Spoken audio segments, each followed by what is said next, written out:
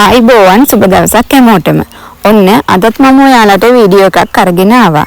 ඉතින් ඔයාලා මගේ වීඩියෝ බලලා මට සබ්ස්ක්‍රයිබ් කරලා මට සහයෝගය ලබා දෙන්න. මොකද ඔයාලගේ සහයෝගය තමයි මගේ වීඩියෝ ඉදිරියට කරගෙන යන්න මට ලොකු රුකුලක් වෙන්නේ. ඉතින් ඔයාලා හැමෝම මට සබ්ස්ක්‍රයිබ් කරලා එම සහයෝගය මට ලබා දෙන්න. ඔන්න ඔයාලට මම අද කියන්න යන්නේ අප්‍රේල් බඩුමල්ල ඔයාලට බොහෝ ඉක්මනට ලැබෙයි කියලා. ඉතින් ඒක ලැබෙන්නේ දැන්ට රජය මගින් තීරණය කරලා තියෙන්නේ අප්‍රේල් 10ට කලින් ලබා දෙන්න. මොකද අලුත් අවුරුදු 13 14 යෙදී තිබෙන නිසා 11 වෙද්දී එම කටයුතු අවසන් කරන්න ඕන නිසා තමයි මෙම තීරණය රජය මගින් අරන් තියෙන්නේ. ඉතින් තව කියන්න ඕනි ඔයාලට අස්සැසුම දීමනාව ඔයාලට ලැබෙනවා ඇත්තේ අප්‍රේල් 5ට කලින්.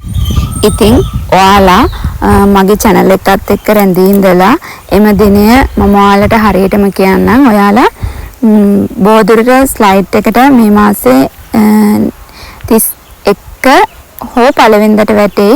සයිට් එකට රැටුණාට පස්සේ ඔයාලගේ ගිණුම් වලට 5 විත්ති වැටේ කියලා තමයි විශ්වාස කරන්නේ. ඉතින් ඔයාලා රැඳී ඉඳලා ඒ දේවල් හැමතරතුරම ලබා ගන්න.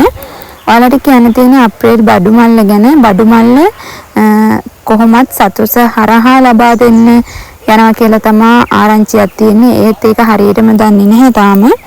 සතුස හරහා ලබා දුන්නේ නැත්නම් අර වෙනදා වගේම බඩුමලු ගෙනහලා ප්‍රාදේශීය ලේකම් කාර්යාලය හරහා බෙදා දීලා අදාළ වසම් වලට ඒ වසම් වල අදාළ නිලධාරීන් තමයි මෙම වැඩ කටයුත්ත කරගෙන යනවා ඇත්තේ. ඉතින් ඔයාලා මේ පිළිබඳ දැනුවත් වෙන්න.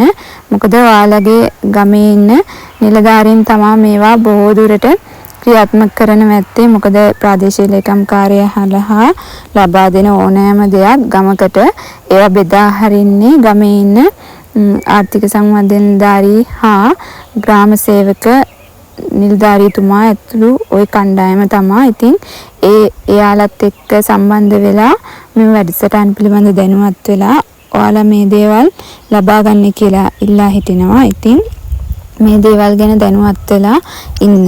මොකද දැනුවත් වීම තමයි බොහෝ වැදගත්. එතකොට ඔයාලට කිසිම දෙයක් මග හැරෙන්නේ නැහැ. මෙම දීමනාවල් දෙවන අදිරේ ඉන්න අයටත් ලබා දෙනවා. මොකද දෙවන අදිරේ කට්ටියටත් දැන් අස්සසුණු මුදල් ලැබෙනවා. ඉතින් ඔයාලට කියන්න තියෙන්නේ මේ දේවල් දැනගන්න මාත් එක්ක රැඳිලා ඉන්න. ඔයාලට තවත් වීඩියෝ එකක් මම හෙට ගේන්නම්. ඔයාලා එතකල් මේ වීඩියෝ එක බලලා මෙන්න දේවල් ලැබෙන්නේ කොහොමද කියලා දැනගන්න. ඉතින් මම ඔයාලට වෙනද වගේම සුබ දවසක් කියලා ප්‍රාර්ථනා කරනවා.